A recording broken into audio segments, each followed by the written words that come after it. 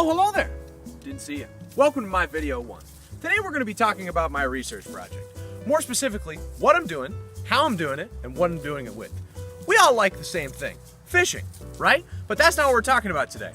We're talking about ancient fishing, and more specifically, the cordage used in ancient fishing. Now, there's a plethora of different cordages that we can find all around us. Not necessarily here in suburbia, but more over here. In places like this, in shrubbery. For today's video, we're going to be talking about 3 different plants that we're going to be using for our cordage. Dogbane, stinging nettle fibers, and every monarch's favorite, milkweed. We're going to be using some of these plants as our cordage because in the record we can easily find that ancient humans used these as their cordage in fishing lines, as well as they're pretty ample throughout the region. Later on in the video, we're going to be going exploring and trying to find some of the resources that we're going to be using for our research. Thanks, Terry. This brings us to our research questions, and they are as follows. The first question of the day will be to test the strength and the durability of these cordages. What is their strength? What is their durability? How do we test that? Question number 2 will be to test the decomposition rates of each of these different cordages. Now, ladies and gentlemen, if you follow me kindly, we're going to be going out into the bush and we're going to hunt ourselves some plant fibers. So grab your hats, grab your jib-jabberies, and let's roll out, shall we?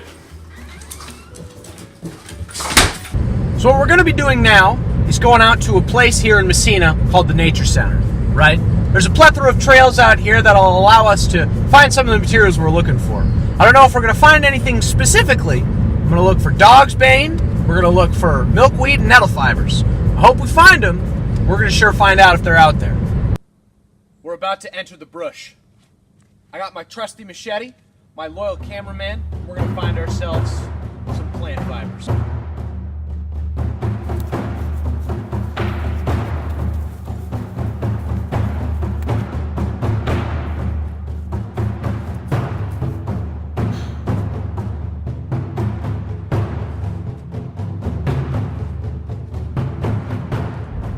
So what I'm going to do now is take us out to a little spot a little bit past the Nature Center. Didn't have a lot of luck in there finding some things. It's a bit more of a wooded area, a little swampy. But today we're going to park right over here. We're going to go down this trail by the riverbed. We're going to have ourselves a good old time finding some plant fibers. Now, according to my research, a lot of these plants are going to be found in areas of plains. So what we're going to be doing is going right over there across this small little river here, and we're going to be looking for most of these things. I have a feeling we'll have a little bit more luck this time, considering that there's not a lot of this dense foliage that we got to walk through. Let's roll. Ladies and gentlemen, we've hit the mother lode. Lucky for us, the keen eye of my cordage looking abilities found ourselves some milkweed.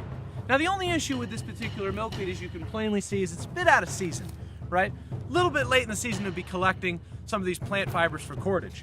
But as you can see, the stuff we're looking for is still pretty good. I'm gonna try to harvest it and see how we get. I got my beautiful zombie killing machete.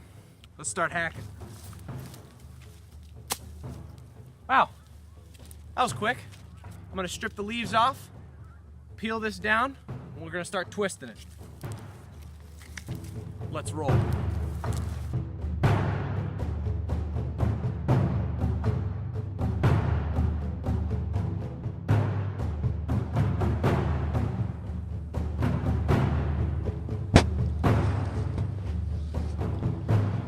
Now, as I said before, it's a bit late in the season, so it's kind of hard to tell.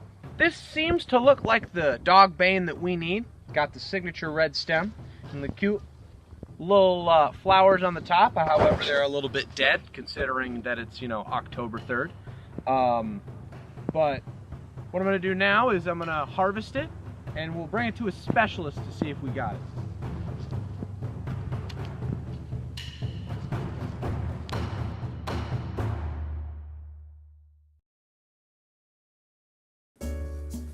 This brings us to our tests. And how are we going to be testing these questions? Well, for starters, we're going to be doing a series of weight tests with these cordages. We're going to have different weights and each increment will represent a different fish. We'll see how each of these cordages stack up against each other, which is best, which is worst, and which one lasts the longest. Secondly, we're going to be testing the cordages in different environments, such as rivers, lakes, or swamps, and see how they hold out. Now, to test the decomposition rates of each of these, we're going to be looking at some empirical data that shows us how long these suckers last. And hopefully, at the end of this, we'll have a better understanding of how these cordages manifest in the record, where to look for them, and how they worked in the ancient world.